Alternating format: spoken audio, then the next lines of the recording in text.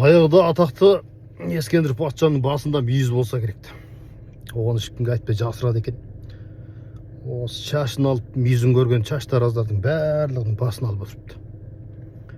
Күндердің бір күні бір шаштараз кеп шашын алып жатып, жаңағы мүйізді көріп, мынау енді мені өлтіретін болды. Енді құпия сырын көріп қойды ғой. Деп ойланып, осы қазір жалбарынып сұрайын. Барымды салайын деп шашты алып боласып жаңағы.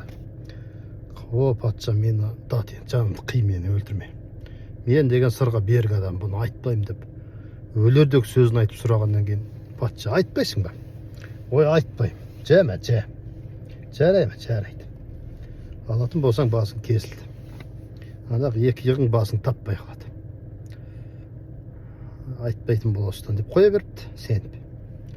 Содан жанына бір сауға сұрап тірі қалғаннан кейін мәз мейрам болып үйіне келіп, енді жатайын, отырайын десе отыра алмайды дейді жаңағы. Ішіндегі сыр деген кеудесін текпілеп шыққысы кеп, біреуге айтқысы кеп әшейін. Жалпы болады ғой, сыр деген өзі сондай ғой. Естіп қап біреуден бірдемені, келесі бір адамға айтпасаң, отыра алмайсың, айтып барып деп жеңілдейтін заттар көп болады емес пе? Сыртың өз қасиеттісі ғой, адамның іште сыймайтын.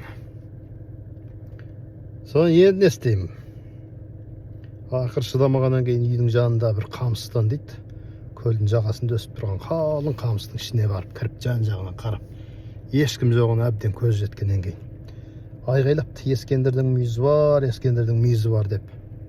Айғайлап деп жеңілдеп осы рахат топ. Ішіндегісін шығарды ғой енді. Қайтып кетіп дейді. Бірақ ертесінен бастап жаңағы жерде қамыстардың барлығы деген көк өтіп, сыбыр көпір. Ескендірдің мүйізі бар деп тұрады дейді. Солай Ескендір патшаның мүйізі әлемге әйгілі болып тарап кетіпті, басында мүйізі бар екен. Сыры. Бұл жердегі сырдың мәселесі туралы әңгіме айтып отырмын. Тура осыған қатысты қазақтың ғұламасы Мәшһүр Жүсіп айтады. Жалғанда екі жаман нәрсе бар дейді. Біріншісі, қолыңа ұстаған, жаныңа жақын тұтқан бір дүниең болып, соны біреуге беріп қойып, артынан қайтарып бершей деп, өзіңнің дүниеңе өзің қолың жетпей жалынып сұрап жүргеннің жамандары көп дейді. Осы бір жаман іс дейді. Екіншісі, ішіңдегі сырыңды басқа біреуге айтып қойып, енді басқаларға айтпай-ақ қойшы деп жалынып, жалбарынып жүрген адам көп дейді, жаман көп дейді. Бұл да бір жаман іс дейді. Осы екі жаман өте жаман болса керек. Мәшекеңнің танымы бойынша. Жаман дүние көп қой жалпы, соның ішіндегі екі жаман осы дейді. Сол айтқандай, бізде де көп, мына желі болсын, басқа болсын, ашық бал, күбір сұбыр жаңа қамыстан сияқты елестейді кейде маған. Ескендірдің мүйізі бар деп. Айту бір-бірінің жаманшылығын қазып, бір-бірінің сырын әлемге жайып, содан ләззат алып, содан жеңілдеп отырған адамдарды көремін. Бұрын қазақтың бір жақсы мінезі болған, сырға беріктік, сертке беріктік, антқа берік болу деген. Айтқан сөзің ішінде өлетін небір асыл азаматтар болып еді. Сол айтқандай, қазір сырға берік жандар бар ма, қалай ойлайсыздар? Сіздердің осы пікірлеріңізді білейін деп едім. Енді өзім шамам келгенше біреудің естіген сырда ішімде өлтіргім келеді. Бірақ өзім талай рет көрем, жаңа аузына сөз тоқтамайтын. Біреу сеніп досым ғой, сырласым ғой деп айтады, келесі басқа біреудің құлағынан аузынан естіп отырасың жаңағы.